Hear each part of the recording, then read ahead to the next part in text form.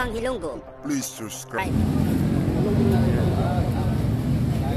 Ayan, nandito sila mga kababayan.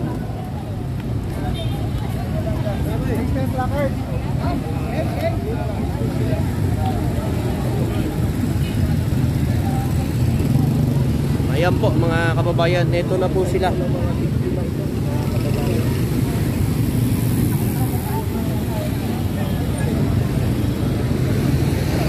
Ayan po mga kababayan, oh.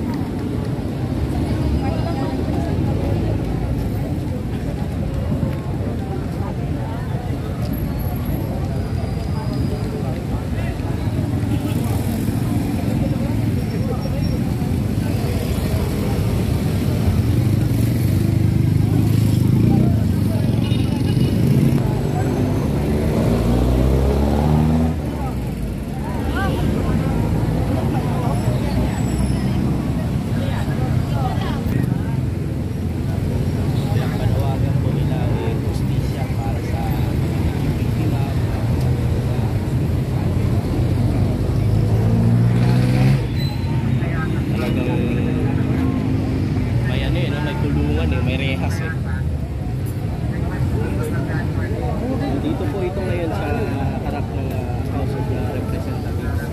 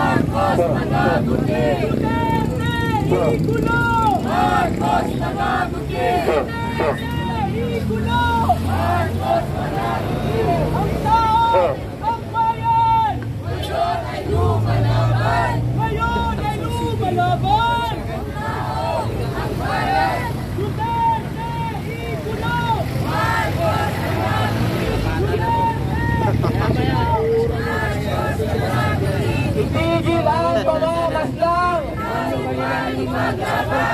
katarungan ipaglaban. Itigil ang pamamaslang, Duterte ikulong, Marcos panagutin, Marcos panagutin, Duterte ikulong.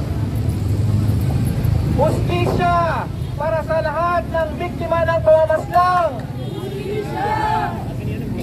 Hustisya para sa lahat ng biktima ng pamamaslang. Hustisya!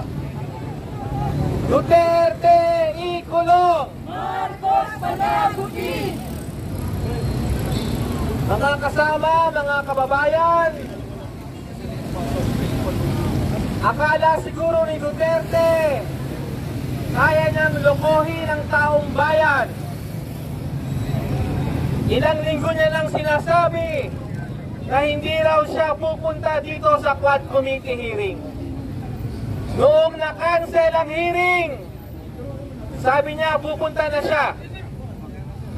Kaya ngayong umaga, nandito tayo sa harap ng Kongreso para suportahan ang mga kahanap ng biktima ng pamamaslang, at pangalawa, para ipanawagan na dapat itong si Duterte kinukulong. Nananawagan tayo ng katarungan, pananagutan. Nananawagan tayo na dapat ang lahat ng sangkot sa pamamaslang ay dapat managot. Itong si Duterte, matagal nang niloloko ang taong bayan. Ginagawa niyang katatawanan itong proseso, itong ating pamamaraan para ihabag ang panawagan para sa katarungan. Pero dyan po siya nagkakamali, dahil kung dumating man o hindi si Duterte, basta merong Quad Committee hearing, basta haharap ang mga kahanap ng biktima ng pamamaslang, tayo po ay nandito sa harap para magbigay ng suporta, para palakasin ang loob ng mga nanay, mga kapatid, asawa at anak, at higit sa lahat, para manawagan ng katarungan. Kailangan magbigay aral sa lahat ng opisyal man ngayon o noon, at lalong-lalo na kay Duterte, na ang mga pumapas lang ng mga inosente, ang mga sangkot sa extrajudicial killing ay dapat managot. At tayo po ay nandito para iharap sa taong bayan na si Duterte, itong si Duterte ay hindi para sa katotohanan at katarungan, kundi para pagtakpan ang kanyang mga kasalanan sa taong bayan. Ano-ano po ba ang mga kasalanan ni Duterte? Nandyan po itong extrajudicial killing na may kinalaman sa war on drugs.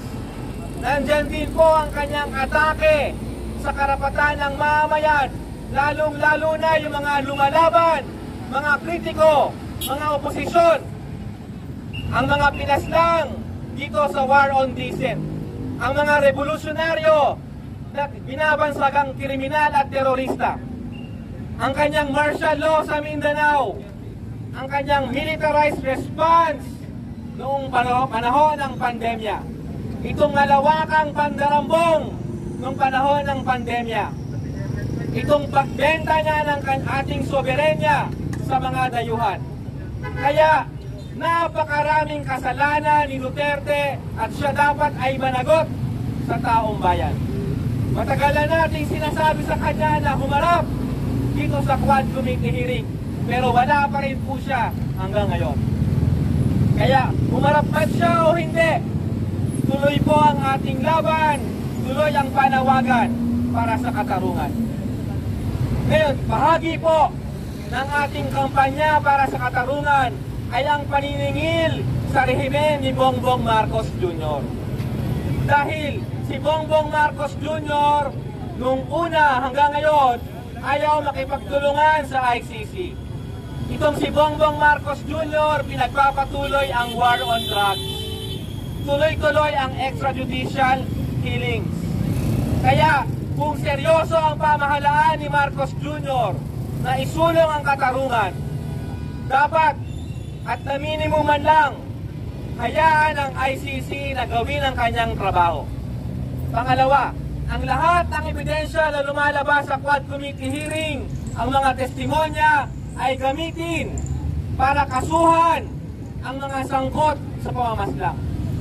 At higit sa lahat, dapat itigil na itong war on drugs. Itigil na itong counter-insurgency program kung seryoso ang pamahalaan na magtulak ng katarungan sa ating bayan. At sa hanay naman po natin, tayo po, ang hanay natin ay tuloy-tuloy na sumusuporta sa kaanak ng lahat ng biktima ng pamamaslang, at higit sa lahat, tayo ay tumitindig at lumalaban para sa katarungan at para sa karapatan, maging sino man ang nakaupo sa Malacanang.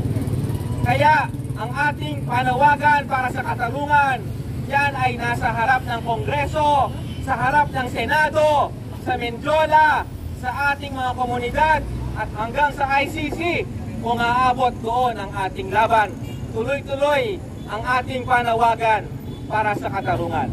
Dahil si Duterte at ang kanyang mga kasabakat ay kailangang managot sa taong bayan. Kailangan nating itulak ang panawagan para sa katarungan. Kaya mga kasama, ano ang ating panawagan? Muli nating isigaw, Duterte ikulong! Marcos panagutin! Marcos panagutin! Duterte ikulong! Itigil ang pamamaslang! Katarungan ipaglaban! Katarungan ipaglaban! Tigil ang pamamaslang! At para po magbigay ng pahayag hinggil sa kalagayan ng ating mga health workers noon panahon ng pandemya na dinahas ang ating mga kababayan, tawagin po natin si kasamang Albert mula sa Health Alliance for Democracy.